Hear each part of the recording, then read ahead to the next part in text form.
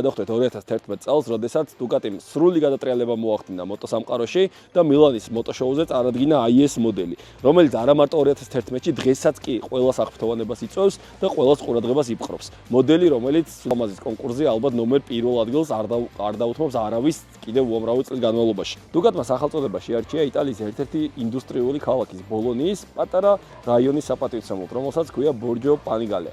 ეს არის ზუსტად ის რაიონი, სადაც მდებარეობს დუკატის ცენტრალური ქარხანა, სადაც უკვე ორჯერ მქონდა შესაძლებლობა, რომ მე პირადად ყოფილიყავი და იყო დაუვიწყარი, არასოდეს არ მომივა გონებიდან და თვალებიდან ის, რაც იქ ვნახე.